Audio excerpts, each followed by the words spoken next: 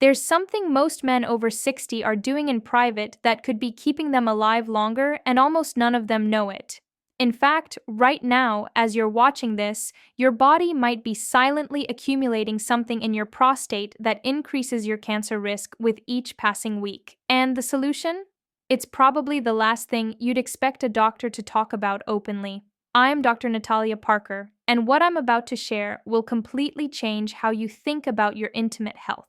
Because here's what nobody tells you: that small walnut sized gland sitting below your bladder, your prostate, is constantly producing fluid, day after day, week after week. And if that fluid just sits there, something starts happening at a cellular level that we're only now beginning to understand.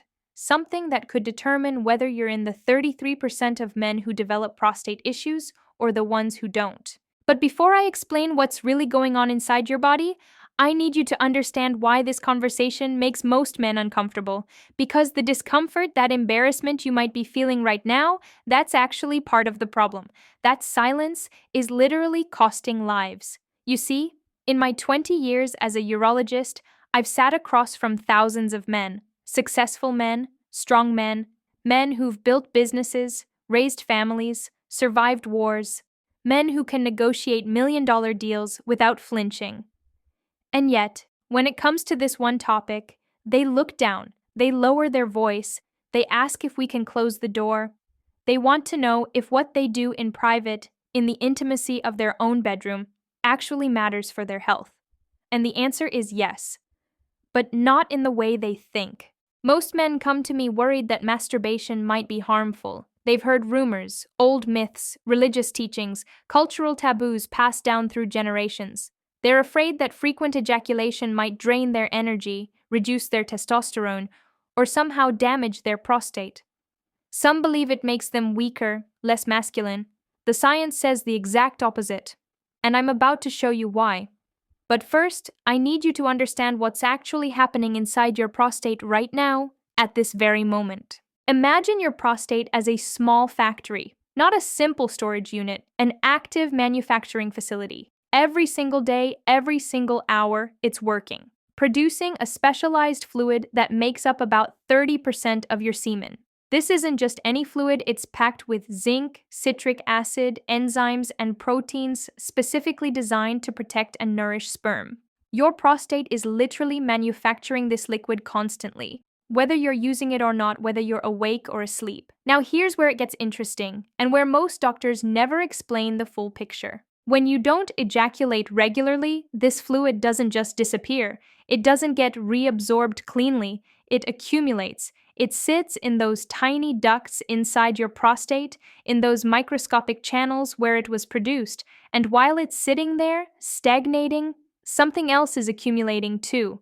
Potential carcinogens, cellular waste products, environmental toxins from the air you breathe, the food you eat, the water you drink, even from cigarette smoke if you're exposed to it secondhand. Think of it like a swimming pool that never gets cleaned. The water doesn't stay fresh, it stagnates, things start growing in it. Chemical imbalances develop, and the longer it sits, the worse it gets. Your prostate works the same way, except instead of algae, you're dealing with cellular mutations, and instead of cloudy water, you're dealing with cancer risk.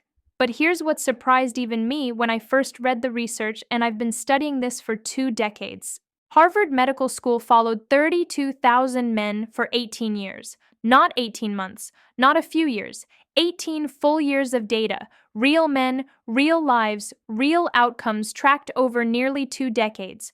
And what they discovered changed everything we thought we knew about prostate health and sexual activity. Men who ejaculated 21 times or more per month had a 33% lower risk of developing prostate cancer compared to men who ejaculated only 4 to 7 times per month. Stop for a second and think about that number. 33%. That's 1/3 lower risk. That's not a small difference. That's not a marginal improvement. That's massive. That's the kind of risk reduction that would make headlines if we were talking about a new drug or surgical technique. But here's the part that made international headlines, and the part that answers the question men are usually too embarrassed to ask their own doctors. It didn't matter how they ejaculated, with a partner, alone, through masturbation or intercourse, morning or night. The protective effect was the same. The mechanism wasn't about intimacy or love or emotional connection or relationship status. It was purely biological. It was about the physical act of flushing out the prostate, about clearing those ducts, about preventing that toxic accumulation. And here's why this matters more than you might realize, and why understanding the biology changes everything. Your prostate isn't just sitting there passively like a dormant organ. At a microscopic level, millions of cells are constantly dividing, renewing, functioning, dying, being replaced. And during that process, during those millions of cellular divisions happening every day, errors can happen, mutations, DNA damage, copying mistakes. Most of the time, your immune system catches these abnormal cells and eliminates them. Your body's defense system is remarkably good at identifying and destroying cells that don't belong. But sometimes, especially as you age and your immune system becomes less efficient, sometimes those abnormal cells slip through, they survive, they multiply, they establish themselves. Now, if your prostate is regularly being flushed out through ejaculation, those potentially dangerous cells, along with inflammatory compounds, reactive oxygen species, and environmental carcinogens, get expelled before they have time to cause real damage. Before they can establish a foothold, it's like regularly taking out the trash instead of letting it pile up in your house for months, creating a breeding ground for problems. But if you're not ejaculating regularly, if weeks or months go by, those substances stay in contact with your prostate tissue longer. Days become weeks, weeks become months. And the longer they're there, in direct contact with your cells, the higher the chance that one of those cellular errors becomes permanent, becomes a mutation, becomes precancerous, eventually becomes cancer. And there's another layer to this that most people never consider, another mechanism that's equally important. Each time you ejaculate, your pelvic floor muscles contract powerfully, multiple times, rhythmically. Your blood flow increases dramatically to the entire pelvic region. Fresh, oxygen-rich blood floods your prostate tissue. Nutrients arrive. Inflammatory markers decrease. White blood cells patrol more actively. Your immune system gets activated in that specific area. It's almost like doing targeted exercise, but specifically for your prostate and surrounding tissues. In fact, research published just last year in 2023 found that regular ejaculation doesn't just reduce cancer risk, it also helps with chronic prostatitis, that painful, frustrating inflammation of the prostate that affects millions of men worldwide and can make urination painful, sitting uncomfortable, and daily life miserable. The act of ejaculating literally helps drain congested tissue, reducing internal pressure and decreasing inflammation. Some urologists now specifically recommend increased ejaculation frequency as part of treating this condition, not as a cure-all, but as a legitimate therapeutic intervention. Now, I can see the question forming in your mind right now. I've had this conversation enough times to know exactly what you're thinking. You're wondering about the number, 21 times a month. You're doing the math in your head. That's almost every day. That's more than you're currently doing, probably. And you're thinking, doctor, is that realistic? Is that necessary? Is that even normal for a man my age? And here's where I need to be extremely clear with you, because this is where a lot of men get the wrong message and end up creating unnecessary stress for themselves. That number from the Harvard study, that 21 times per month, is not a prescription. It's not a target you need to force yourself to hit. It's not a medical recommendation that if you don't reach it, you're doomed to get cancer. It's not a performance metric. It's simply what the data showed as the frequency associated with the lowest risk in that particular study. What the research is telling us is that there appears to be a relationship between ejaculation frequency and prostate health. A correlation, but your body isn't a machine. Your health isn't a spreadsheet where you plug in numbers and get guaranteed outcomes. Some men are naturally more sexually active, some less. Some have partners who match their libido, some don't have partners at all. Some are dealing with medications that affect desire, antidepressants, blood pressure medications, countless others. Some are managing stress, depression, anxiety, chronic illness. Some are 50 and feel 30. Some are 70 and feel every year. Some have high testosterone naturally. Some don't. The right frequency for you is the one that feels natural for your body, your life, your circumstances, your health status. Forcing yourself to meet an arbitrary number, creating pressure around it, turning it into a chore or obligation, could actually create stress and anxiety, which is counterproductive for health. Stress itself is a risk factor for numerous health problems. What matters more than hitting a specific number is understanding the underlying principle. Regular ejaculation appears to be part of a healthy lifestyle for your prostate. Just like movement is good for your heart, and fiber is good for your digestive system, and sleep is good for your brain, regular sexual activity, in whatever form feels right and comfortable for you, seems to be beneficial for your prostate health. It's about the pattern, not the precision. Now, let me ask you something, and I genuinely want you to comment below with your honest answer, because this helps me understand what content you need. Do you think there's a normal frequency that all men should aim for, or is it completely personal based on individual circumstances? Because I see men from all over the world, from completely different cultures and backgrounds, dealing with this exact question, and I'd love to know what you think. While you're typing that comment, do me a favor and grab some water. Hydration matters for prostate health too, more than most people realize. Now, there's one thing that concerns men even more than cancer risk. One question that keeps them awake at night, and it's this: what happens to my ability to ejaculate, to function sexually if I need prostate surgery? This is where I need to walk you through two very different scenarios, because the confusion between them, the lack of clear information, causes enormous anxiety and fear that's often completely unnecessary. The first scenario is surgery for benign prostatic hyperplasia (BPH). This is when your prostate grows larger with age, a completely normal process that happens to most men, and starts squeezing your urethra like a hand squeezing a garden hose, making it difficult to urinate. You get up multiple times at night.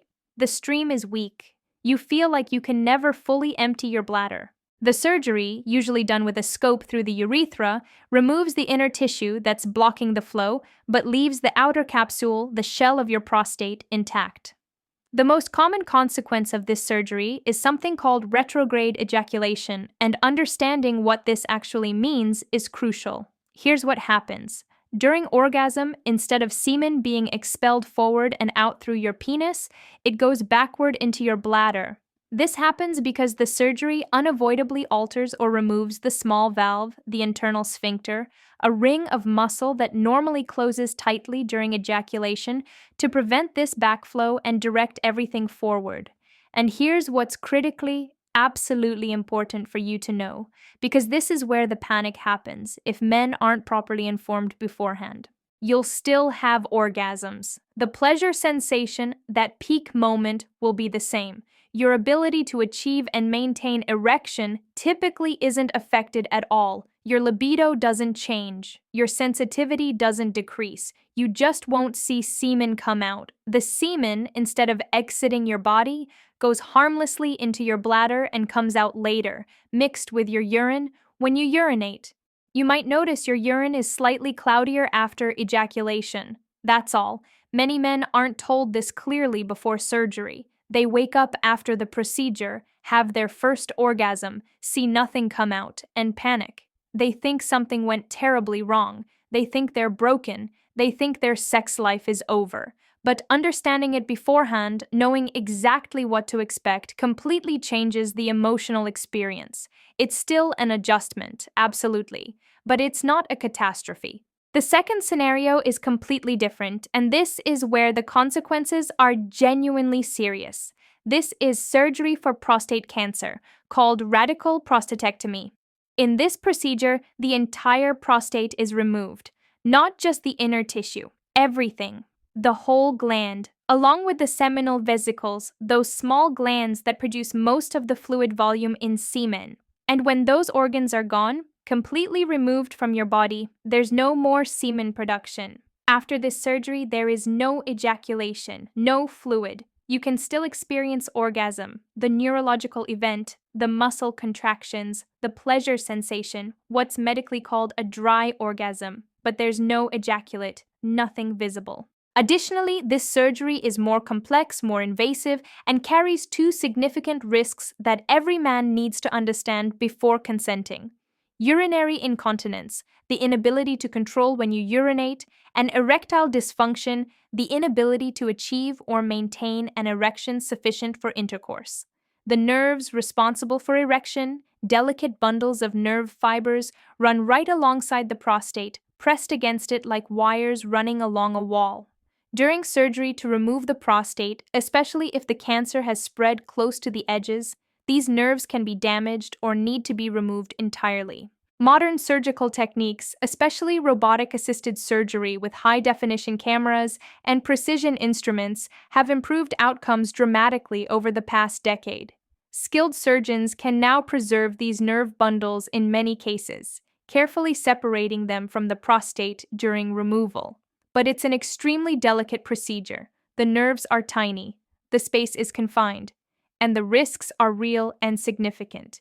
Recovery of function, if the nerves are preserved, can take months or even up to 2 years. And even with preservation, there's no guarantee of full recovery. Now, here's what ties all of this together, what connects everything I've told you from the beginning of this conversation to right now, everything I've shared about ejaculation frequency, about flushing your prostate, about that 33% risk reduction, about mechanisms and studies, none of it, absolutely none of it, replaces the single most important thing you can do for your prostate health.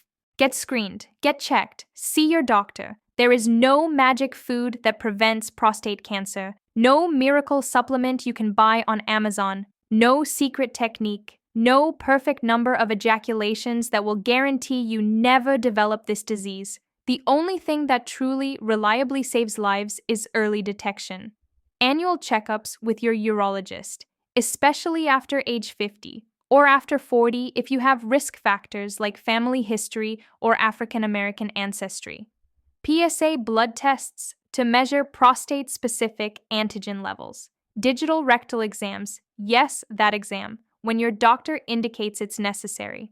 These are what catch cancer early, when it's still confined to the prostate, when it's still curable, before it spreads to lymph nodes or bones, before it becomes dangerous or deadly. Regular ejaculation might be a beneficial piece of the puzzle, a helpful factor in the complex equation of prostate health. But it's just one piece, and it works best alongside the other pieces that have much stronger, more definitive evidence behind them. Don't smoke. Ever. Tobacco smoke contains carcinogens that end up concentrated in prostatic fluid. Maintain a healthy weight. Obesity is linked to more aggressive forms of prostate cancer. Eat more vegetables and fewer processed foods, especially processed meats. Move your body regularly. Exercise reduces inflammation throughout your entire body, including your prostate. Sitting all day, being sedentary, is one of the worst things you can do for your prostate health and your overall health. And please, I'm begging you, be extremely cautious about anyone online, anyone on social media, anyone in your inbox promising you miracle cures. If someone is selling you a supplement or a secret technique that will supposedly prevent or cure prostate cancer, walk away. Report them, warn others. What I've shared with you today is based on real research, large, peer-reviewed studies published in legitimate medical journals, replicated by multiple research teams, and the message, when you strip away all the complexity, is actually quite simple and empowering. Your body was designed to be sexually active throughout your life, not just in youth. Regular ejaculation appears to be part of how your prostate naturally maintains itself, clears itself, stays healthy, but it's not a rigid prescription with a specific number you must hit. It's a principle, a pattern, a biological function that serves a protective purpose. Listen to your body. Find your own rhythm that feels natural and sustainable. Don't create stress or pressure around it. And most importantly, never ever skip your annual screening just because you think you're doing everything else right. If you found this information valuable, if it answered questions you were afraid to ask your own doctor, if it gave you clarity on something that's been worrying you, the best way to support this channel is to subscribe, leave a like, and share this video with someone who needs to hear it: a father, a brother, a friend, a colleague. Because this is the kind of health information that can actually save lives, but only if it reaches the men who need it most. Take control of your health. Don't wait. Don't put it off. I'll see you in the next one.